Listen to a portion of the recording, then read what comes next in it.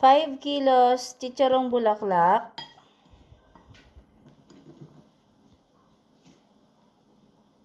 Then, 2 tablespoon yung 15 ml. Yan. Isa.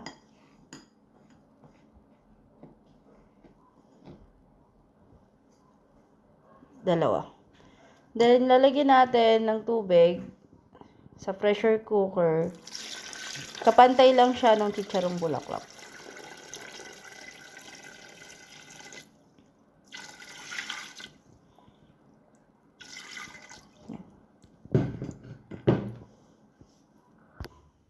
Ayan, isasalang na natin. Salang natin yung pressure cooker. Ayan. Ayan.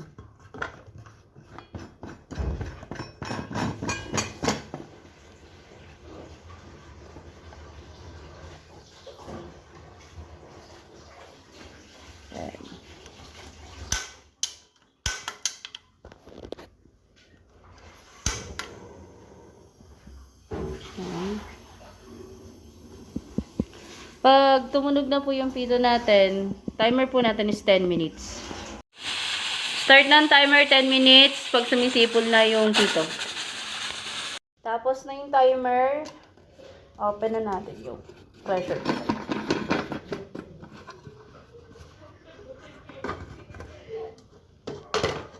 Ayan. Ay, nag-moist. Ito na yung magiging itsura niya. Then, drain na natin siya para matimbang natin siya ng 175. Tapos na nating ilagay yung chicharong bulaklak natin. Ngayon naman, magtitimbang tayo ng 175 grams. Pero kailangan natin muna siyang ikat.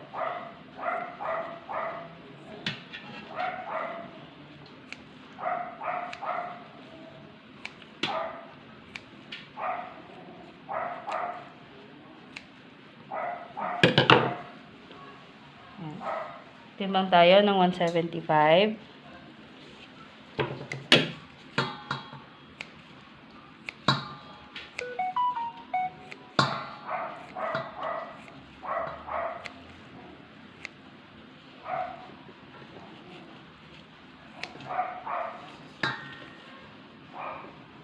Ayan, 175 kilos. Grams.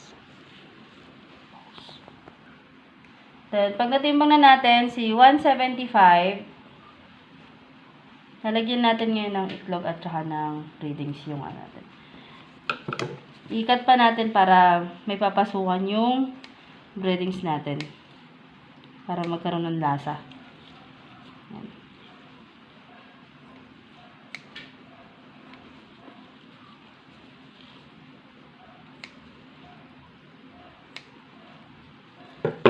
Tapos, yung isang itlog natin, pwede dito magamit yung 175.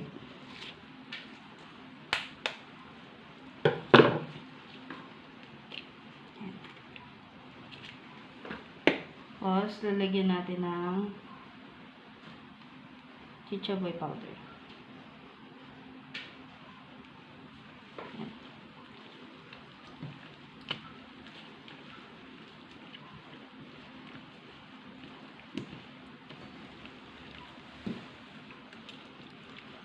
Spread lang natin yung itlog at saka yung chichaboy powder natin para magkaroon ng lasa.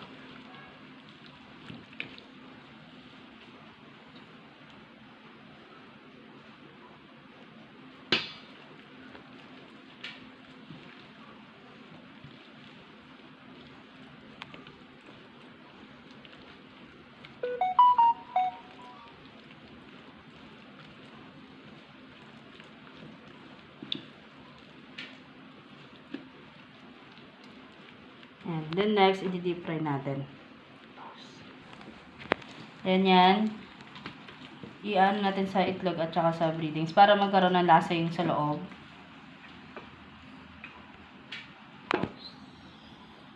Yan. Para pumasok yung lasa niya sa loob. Then meron tayo dito nakahiwalay na dry na chichaboy powder. I-ano natin siya. Para, yan.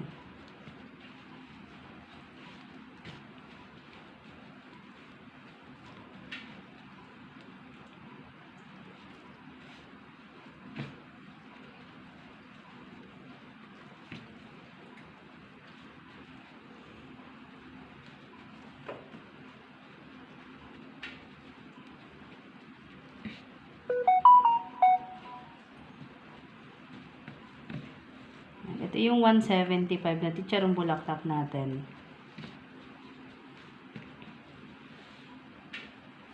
Kailangan maano na siya para sumiksik yung lasa ng chichaboy powder natin.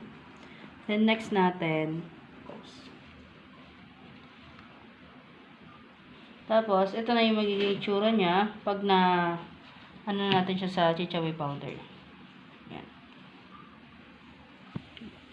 Then ito na po yung pinainit nating mantika sa fryer. Then ito po yung dinoted natin sa chichaboy powder natin na chicharong bulaklak. Ngayon, sepretuhin na natin siya ng half cook po.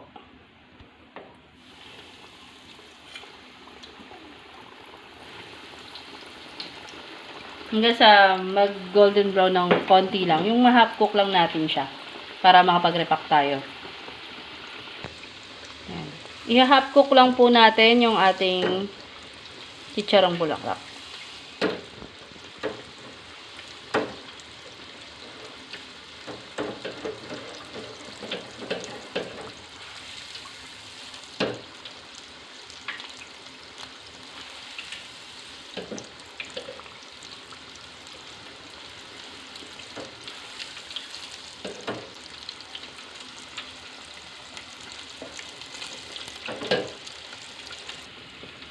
Then, ito na po yung half cook natin na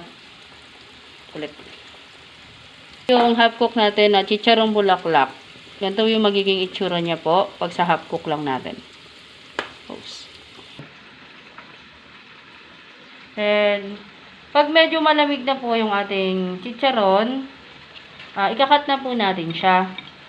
Para sa pag may umorder po sa atin at pag may umorder po sa atin, ipiprito na lang po ulit natin siya. Ito po yung half cook. Yan. Yan. Lahat na natin siya. Ito po yung half cook natin para po ma-repack natin siya. Ito po yung 175. Half cook po natin. I-repack po natin siya.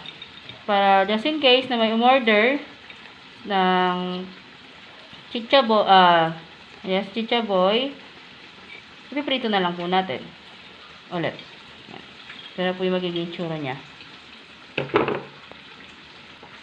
Pagkatapos po natin siya ikat ng ganito, rarapak na po natin siya, nalagyan natin sa freezer. Then, pag medyo malamig na po at nakat na rin natin, lagyan na natin siya sa plastic para malagyan natin siya sa freezer.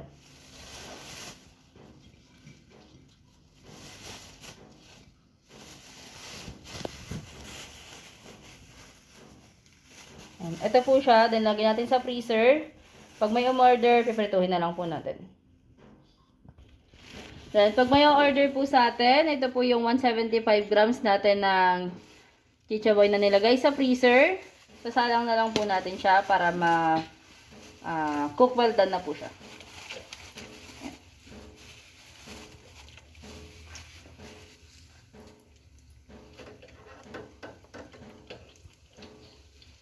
Lutuin natin siya para maging crunchy, then serve na rin po natin.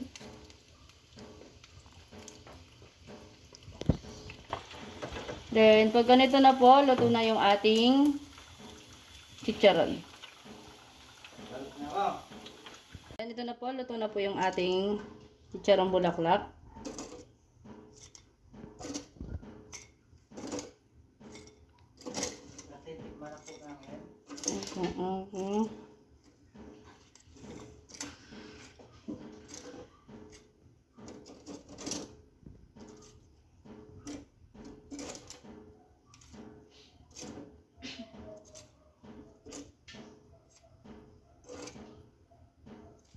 Yan po. 175 grams chicharong bulaklak. 175 grams.